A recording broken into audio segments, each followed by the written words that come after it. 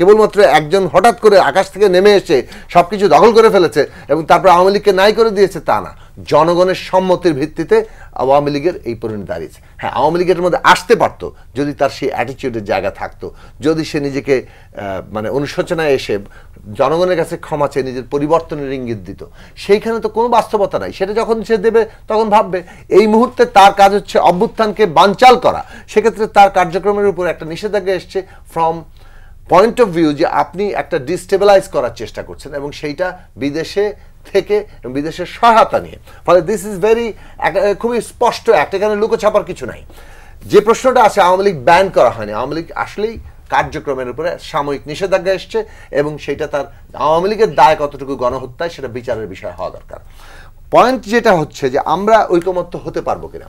আমাদের বিবেচনায় এই যে ঐকমত্যের জায়গা তৈরি করা এবং বাংলাদেশের রাষ্ট্রের একটা নতুন যাত্রা, মানে ৭২ সালের রাষ্ট্র গঠন যেটা অ্যাবসলিউটলি ক্ষমতা একজন ব্যক্তির হাতে কেন্দ্রীভূত করেছিল, সেইটার বদল ৯০ সালে আমরা এসে করতে পারিনি।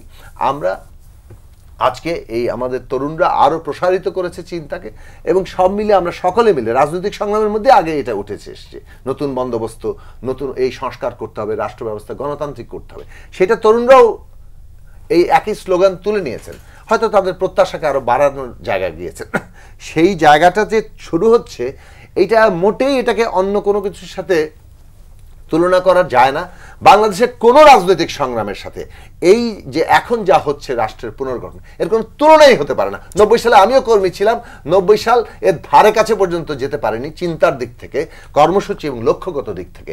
৯০ সালে ৩ দলের জোটের কথা বলা হয়, বাংলাদেশের এই স্বৈরাচারী ফ্যাসিস্ট ক্ষমতা কাঠামোর একটি বিষয়ে পরিবর্তনের কথা বলেন, সেফ বিচার বিভাগের স্বাধীনতা দিতে হবে, যেটা সংবিধানে বলা ছিল, কিন্তু কেমনে স্বাধীনতা হবে তার কোনো রূপরেখা ছিল না। আর রেডিও টেলিভিশনের স্বায়ত্তশাসন, বাকি সব ছিল এক ধরনের নসিহত মার্কা কথাবার্তা, এই করবো না আমরা, ওই করবো না আমরা, এগুলো দিয়ে কোনো রাষ্ট্র কাঠামো হয় না। কোনো দল কি করবে না করবে এটা তার শেষ পর্যন্ত ইয়ার বিষয়। রাষ্ট্র তার আইনগত কাঠামো দিয়ে কাউকে কোথাও থেকে মানে বিরত করতে পারে কিনা, সেটা হচ্ছে মুখ্য প্রশ্ন। বাংলাদেশে ওই জায়গাতে আমরা যাওয়ার মতো জায়গায় যাচ্ছি। হ্যাঁ, এটাও যথেষ্ট নয়। এই অনুযায়ী এটাকেও ব্যবহার করে কেউ স্বৈরাচার হতে পারে, ফ্যাসিস্ট হতে পারে। কিন্তু এখানে যে জায়গাটা আছে, সেই ফ্যাসিস্ট হওয়ার প্রতিরোধের জায়গাটা, তখন জনগণের অংশগ্রহণের অনেক সুযোগ আছে।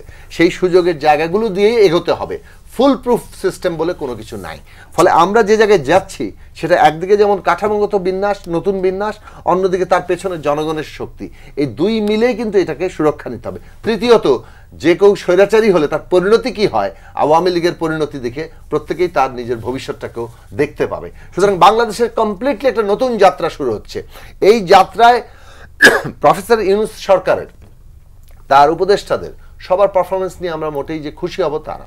অনেক জায়গায় তাদের আচার আচরণ, তাদের অগ্রাধিকার, তাদের যে পারফরমেন্স, সব কিছু নিয়ে অনেক প্রশ্ন তোলার সুযোগ আছে।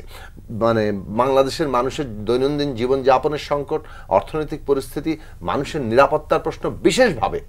সবচেয়ে বড় এই সরকার দায়ী হবে যে তারা মব আক্রমণকে ঠেকাতে পারে নাই। উল্টো অনেক ক্ষেত্রে মনে হয়েছে যে মব আক্রমণের প্রতি তারা বোধহয় খুব এক ধরনের কি বলা যায় যে প্রচ্ছন্ন কোনো কোনো ক্ষেত্রে সমর্থন আছে, অথবা তারা একটা সিলেক্টিভ মবকে কিংবা এক ধরনের সমাবেশকে তারা অ্যালাউ করে, আরেক ধরনের সমাবেশকে তারা একেবারেই এই সমস্ত পক্ষপাত, সিলেক্টিভ, এরকম অনেকগুলো প্রসঙ্গ তোলা যায়। এমনকি তাদের রাজনৈতিক পক্ষপাত নিয়ে আপনি প্রশ্ন তুলতে পারেন।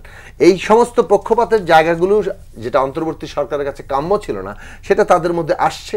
এই সমালোচনাগুলো আমাদের করতে হবে, কিন্তু এই সরকার আমাদের প্রতিপক্ষ নয়।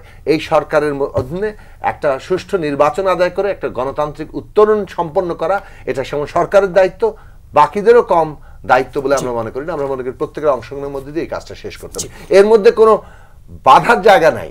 এর মধ্যে বাধা মানে আমাদের সবার মৃত্যু।